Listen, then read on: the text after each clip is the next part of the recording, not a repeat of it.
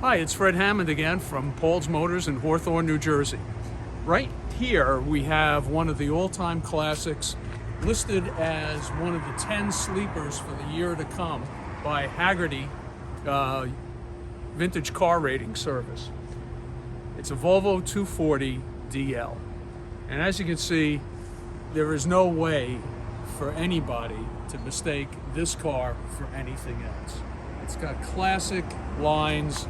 Its nickname in the automobile industry is the Swedish brick, and you can see why. These cars were absolutely dead dependable and safe as the day is long. Tremendous safety record for these cars. This one is a 1988. It has about 87,000 miles on it. I don't know if you could call it collector class, but it's certainly driver's class. It's an excellent driver. Transmission shifts well, engine runs well, handles beautifully. It has a new steering rack. It has brakes done on all four corners. There's no reason why you couldn't jump into this car and just have fun with it. As you can see, classic lines. There are some scratches and there are some dents. There's no question about it. But this is a great car. You know, when your child pulls into the high school parking lot with it, everybody will know they're there. Very popular right now as a statement car. As you can see, it's got a few dents and dings. It's got the aftermarket, it's got the accessory Volvo basket aluminum wheels. Very good tires. Everything is here. Now, a lot of cars, you have to spend a lot of time chasing down trim parts. Not with this car.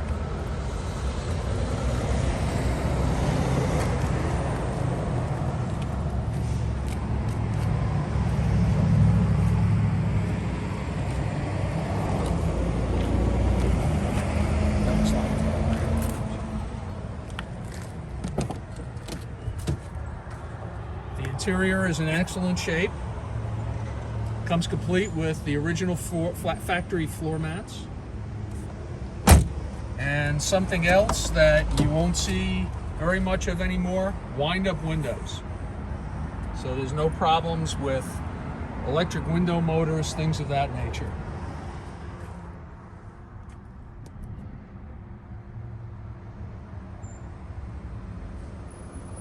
This car is truly a time capsule. It takes you right back to the late 80s. It has all the attributes that made Volvo what it was. The 240 was the single largest selling car Volvo ever made. And this car will take you back to those times. A blast to drive, even has a cassette deck. Could be yours. This is Fred Hammond from Paul's Motors in Hawthorne, New Jersey. Well, it's Bob Austin and Fred Hammond, and we're here under a Volvo 240. And Volvo 240s are very, very solid cars. They were robustly built when we built them, and both of us worked for Volvo at that time. And they are here all these years later. Now, this particular car is certainly not a restored car, but it's a survivor. And it is still a solid car, a good driver, and an interesting car. Fred, why don't we take them for a quick tour under the bottom of it? As with all old cars, everybody's concern really is about rust and rot. So we're going to give you a quick tour of the undercarriage of this car, and we will be pointing out areas usually of concern. As you can see, this car still has the original splash guard, four-wheel disc brakes, front and rear. The chassis is still undercoated from the factory. The floor pans are solid and still have all their definition to them on both sides. And most people would probably be amazed how quiet the inside of Volvo from this era is. That this is not an old car made like a tin can. It's a very solid car, mostly because of all the forming in the metal. There are no big flat sheets. They all have contour. And as you can see, although there are some evidence of road dirt and things of that nature, there are no major leaks in this car. If we walk back here, I'll try to get through between the posts. Differential, same thing. No evidence of oil leaks. Rear floors, same thing. Suspension mounting points, solid. And the trunk floor. Oh, that's the gas tank. Fuel tank, yeah. And the trunk floor is the same way. Yeah. Good mufflers, good pipes. And for those people who may not be aware of it, Volvos of this era were rear-wheel drive. So here's your solid rear axle here and rear suspension. And it has an automatic transmission in the front, behind the engine. And these cars are very well balanced, very well mannered. They stand high above the ground, which actually is very helpful in bad weather. And a lot of people had Volvos as their winter cars, not because at the time they didn't have front wheel drive. They were rear wheel drive cars, but they were very well balanced and they had adequate ground clearance. So you could get through snow where other people would just be sitting there spinning their tires. So they're good cars for all weather driving. They're very solid, they're very robust, and they stay that way for a very long time. Yeah, you would think the people who live in Sweden would know a thing or two about snow, right? That's true, and that we probably learned something from that. Yeah. As a matter of fact, a funny quick story that most people won't know. A lot of people look at the side of a Volvo and think, gee, that wheel opening is actually pretty big compared to the size of the wheel and tire. And there's a reason for that.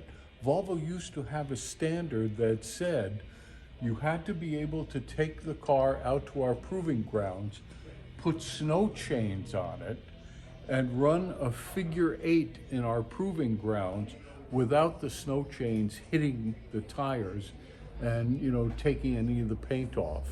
And it's like, now you say to people, you did what? And you had to be able to drive the car with snow chains on 4 tires? I mean, we don't think about it anymore, but that was one of the tests that Volvos had to pass in order to go into production.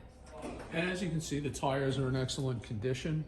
The tire wells, which are notorious as areas of concern on Volvos, are all in excellent condition. These bars here are for the rear impact. They're both here, which on a lot of cars, over a period of time, they disappear. So if the car is hit from the rear, these brackets come down, impact the brake calipers, and slow the crushing of the rear to keep the gas tank from being affected. So one of the beauties of this car is that I'm sure it will be incredibly reliable for whoever buys it, and it would be a great car for a younger person, perhaps a first-time driver, because it is incredibly solid. It's not hugely fast, but it does handle very well. And again, in a sense, it's old enough that when you drive to school in this car or drive to wherever everybody's getting together on the weekend, this car will turn heads when you come in there because you don't see many cars that look like that anymore. So. And they're very funky, and I will even put together a mixtape of all my favorite Volvo 240 songs that you can play when you drive this to your local meet. Yeah. And, or pick up your friends. And it's got a cassette player. Yeah, another quick 240 story. There is a movie made with Jason Robards, a made-for-TV movie called The Day After. okay? In the day after, it's a kind of science fiction story about what happens when there is certainly hope so. accidentally a nuclear war. I mean, who could imagine that? But in that movie, Jason Robards is driving down the street when a nuclear bomb goes off. And thanks to the fact that he is in a Volvo 240 wagon, the only thing that happened was his windshield blew out. But otherwise, he was unharmed and got to be the hero for the entire rest of the movie. Did we ever bill him for that windshield? No, I think he figured it was under warranty. Ah, I see. Yep. Very good. Again, we'll show you more of this car from above, but it is a really robust piece and an interesting car. Not perfect, but it Yeah. is an excellent driver. Yeah, A car you and can it's a really have fun survivor. with. Yep. So once again, it's Bob Austin And Fred Hammond, and coming to you from Paul's Motors. in Hawthorne, New Jersey. Please stop by and drive our favorite 240.